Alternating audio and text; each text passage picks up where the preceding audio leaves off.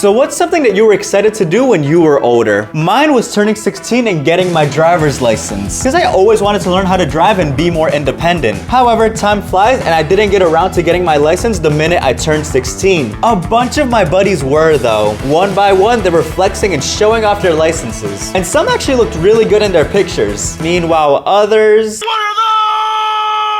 I kept putting off getting my license. Why? Because in order to get your permit to be able to be behind the wheel, you had to take a mandatory class called Driver's Ed. It was 35 hours that were required to get your permit. Again, 35 hours. And you had to spend like $200 to be in this class. Some kids would take it after school, 2 hours for like 3 to 4 weeks. These guys would stay in school until like 5 or 6 p.m. I could never.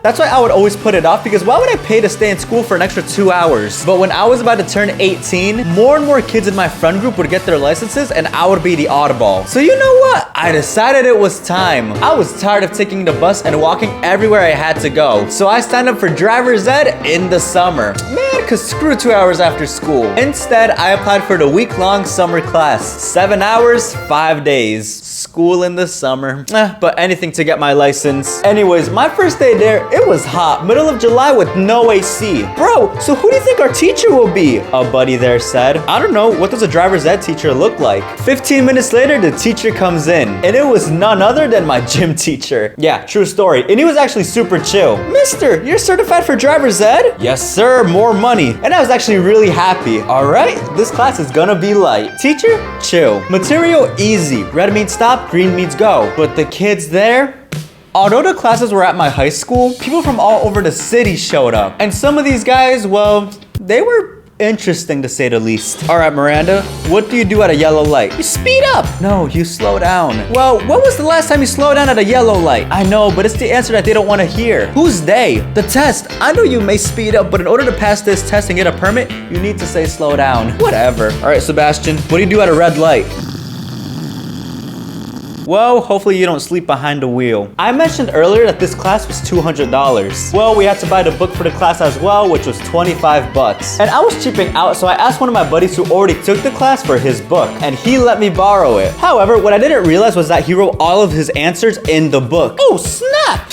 It was a gold mine. And I didn't say anything, I just kept quiet. And in the mornings, when the teacher checked the homework from the night before, I tried not to look sus when he was checking my book because it wasn't my handwriting. And homie still gave me hundreds. So I barely did any of the work, but I can confidently say that nobody wanted to be there. Our gym teacher would do his best to get our attention. All right, class, it's time to watch a movie. Oh, hey! There were movies about car accidents, races, crashes. Yo, so y'all were watching Cars?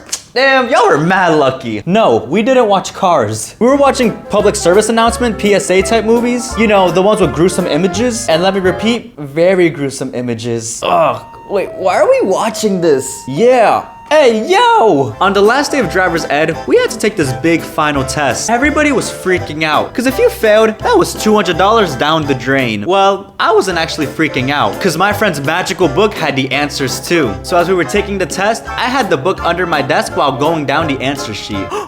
Ooh, some girl said. Yo, don't say anything. Then give me the answers from 1 through 30 and we're even. Wait, 1 through 30? That's the whole test. You want me to snitch? No. So I gave the book to the girl, and one by one, more kids were catching on. Give me the book next. And I was getting more and more nervous, because this book started to get passed around class. And not even 5 minutes later, the gym teacher catches on. Wait, hey, give me that. Whose book is this? All right. Who is Miguel Carper? That was my friend who let me borrow the book. And homie already graduated too, but the gym teacher didn't know that.